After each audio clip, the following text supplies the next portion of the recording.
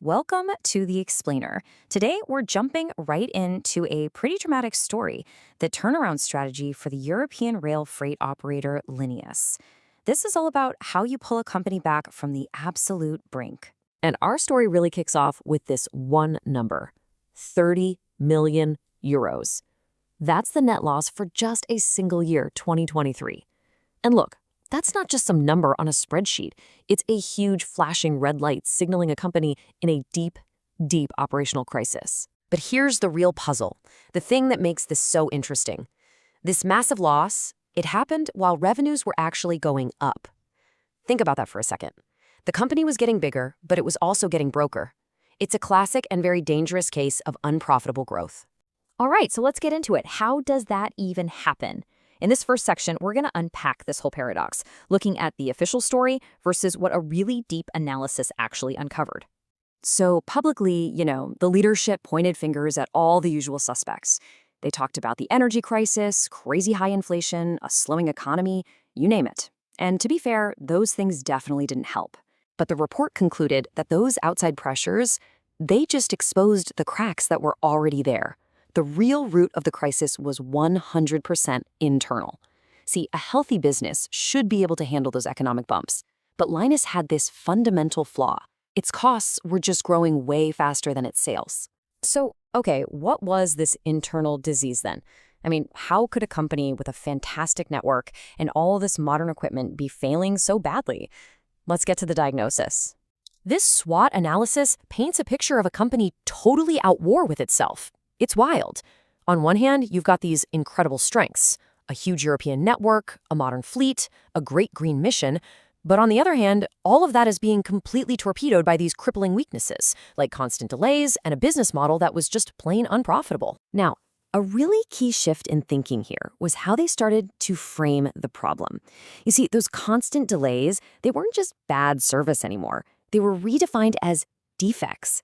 Yeah, a defect, just like a faulty car coming off an assembly line. And every single one of those defects had a real price tag, from penalty fees to angry customers leaving for good. And as they dug deeper, the analysis zeroed in on one specific part of the business that was acting like a giant anchor, dragging everything else down with it. It was the single wagon load service. This thing was a logistical nightmare. Super complex, wildly inefficient, and it was just bleeding money. The chaos from this one service was literally poisoning the entire operation. Okay, so with a diagnosis that clear, you need a powerful cure. And that's what the report laid out. Not just one magic bullet, but a really smart two-part cure. A framework designed to attack the problem from two different angles at the same time. I love this slide because it makes the solution so clear. It's a dual framework. On one side, you've got APICS. Think of this as the strategic architect's blueprint. It redesigns the entire system, the big picture, the what to do. Then, on the other side, you have Six Sigma. That's the master builder's toolkit. It's all about perfecting the day-to-day actions, the how you do it. So, the big goal for the APICS blueprint was to create stability.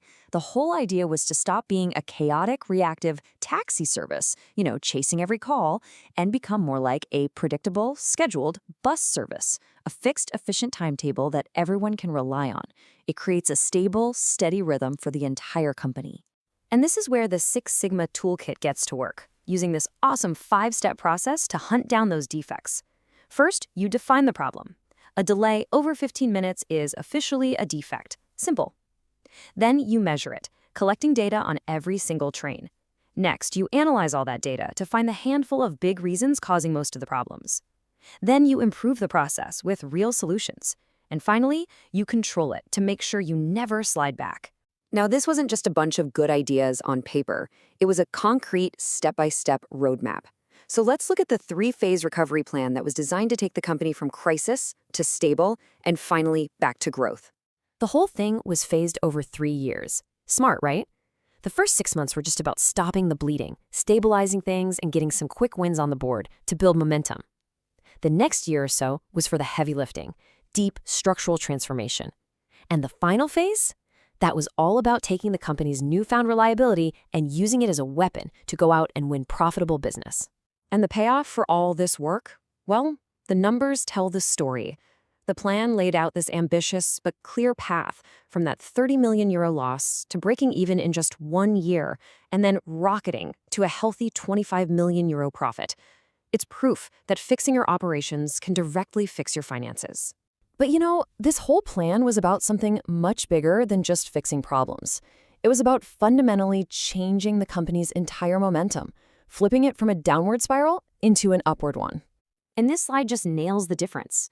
Before, the company was trapped in this vicious circle, right? Operational screw-ups caused financial losses, which meant they couldn't invest money to fix the screw-ups. It's a debt spiral.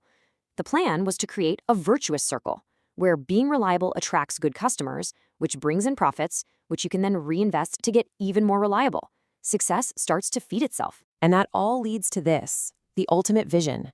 The goal wasn't just to be another company that moves stuff on trains. The goal was to become the single most reliable rail freight operator in all of Europe. Because in an industry where reliability is absolutely everything, that is the ultimate competitive advantage. Which kind of leaves us with this final big question to chew on. Can a disciplined, data-driven system like this really do more than just fix the finances?